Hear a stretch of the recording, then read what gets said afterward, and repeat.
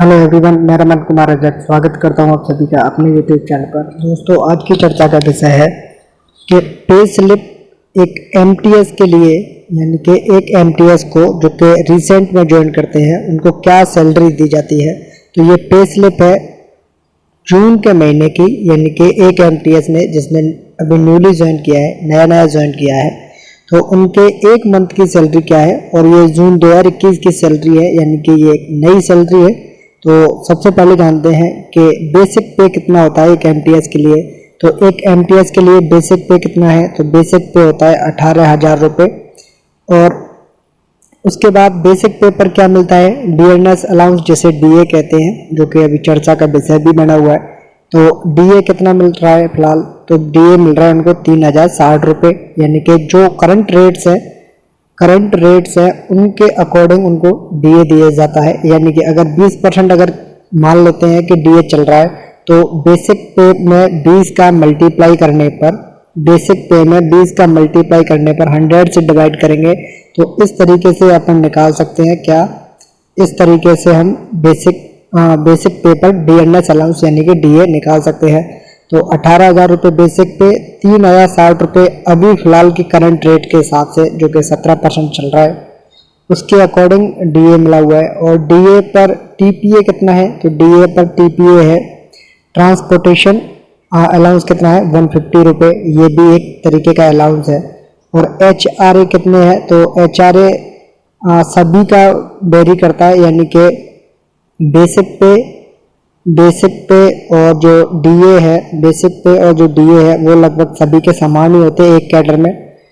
लेकिन जो एचआरए है, हाउस रेंट अलाउंस जिसे कहते हैं, एचआरए वो सिटी के अकॉर्डिंग बदलता है। यानी कि अगर कोई मेगा सिटी है या सिंपल सिटी है, या फिर उसके बाद जिस तरीके से छोटी सिटीज़ होती हैं उनमें कम एचआरए होता है, और मेगा सिटीज़ में जिन्हें महानगर कहते हैं उनमें थोड़ी सी डिफरेंस ज़्यादा देखने को मिलता है, एचआरए ज़्यादा मिलता है।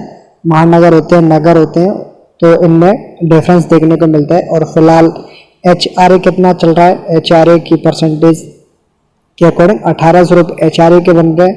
और देन क्या है, टीए से मतलब ट्रांसपोर्टेशन अलाउंस कितना है, तो ट्रांसपोर्ट अलाउंस भी एक प्रकार का अलाउंस है, और ट्रांसपोर्ट अलाउंस के मिल रहा है 900 रुपये। अगर किसी कारणवश, जो कि एरियर्स है, एरियर्स से मतलब क्या है, तो अगर किसी का कोई भी अलाउंस या कहीं भी अगर किसी की सैलरी में डिफरेंस आता है, तो नेक्स्ट जब इसको नोटिस में आती है, जब गलती नोटिस में आती है, तब जो अमाउंट का डिफरेंस होता है उसे एरियर के रूप में देते हैं। यानी कि अगर पहले सैलरी कम दी है किसी कर्मचारी को और उनकी सैलरी ज़्यादा बन रही है, तो उन्हें क्या दिया जाता है, एरियर दिया जाता है। अगर किसी की सैलरी से ज़्यादा अगर अमाउंट और क्रेडिट कर दिया है, यानी कि अगर किसी की सैलरी टोटल मान लेते हैं 18,000 बन रही है और उनको 16,000 पे किया गया है, तो उनके लिए एरियर्स आते हैं उनके नेक्स्ट सैलरी वगैरह में जोड़ देते हैं उनके एरियर्स को। यानी कि 2,000 रुपये का डिफरेंस अगली बार सैलरी जब आएगी तब कितनी आएगी, 20,000 रुपये। अगर किसी को 18,000 की सैलरी वाले को 20,000 रुपये दे दिए, किसी कारणवश गलती से डाल दिए, तो नेक्स्ट जब सैलरी आएगी तो उनको 2,000 रुपये माइनस करके मिलेंगे, यानी कि देन उनको कितने मिलेंगे, 16,000 रुपये। तो ये जो 2,000 रुपये है वो आउट ऑफ अकाउंट करके यहाँ पर डाले जाते हैं, यानी कि आउट ऑफ अकाउंट में ये वाली एंट्री आती है। अगर किसी कारणवश पैसा किसी सैलरी में ज़्यादा दे दिया जाता है, तो उन्हें वहाँ से डिडक्ट करने का तरीका आउट ऑफ अकाउंट होता है।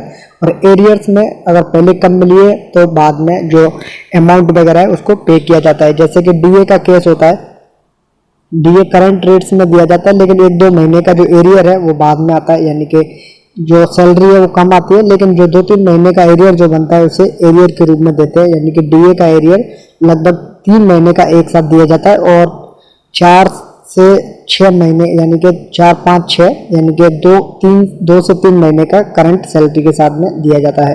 तो बेसिक पे एक एमटीएस के लिए कितना, 18,000 रुपये।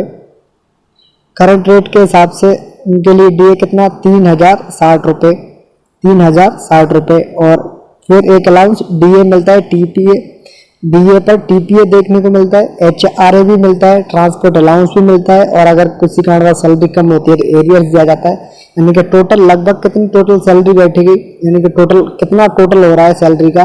एक एमटीएस की सैलरी जो कि महानगर में नहीं है, वो सिर्फ और सिर्फ मेगा सिटीज में नहीं है, वो नगर में है, यानी कि छोटी सिटीज में लगे हुए हैं, तो उनके लिए लगभग 24,000 रुपये पर मंथ उनकी सैलरी बनती है।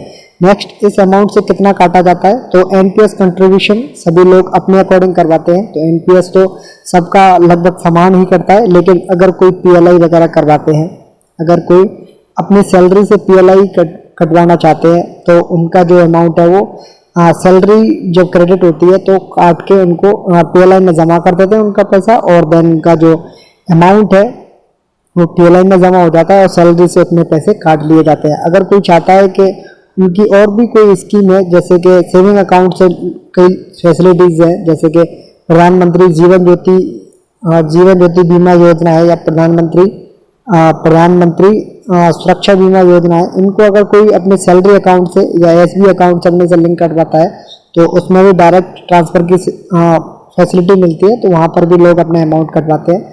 और भी कई तरीके से कंट्रीब्यूशन देते हैं लोग अपने लिए, तो वो जो डिडक्शंस हैं वो बाद में उनको पे की जाती है जब वो लेना चाहते हैं उसके अकॉर्डिंग। जैसे कि पीएलआई है किसी की, तो वो कब लेंगे अपनी पीएलआई को, वो उनके ऊपर डिपेंड करता है।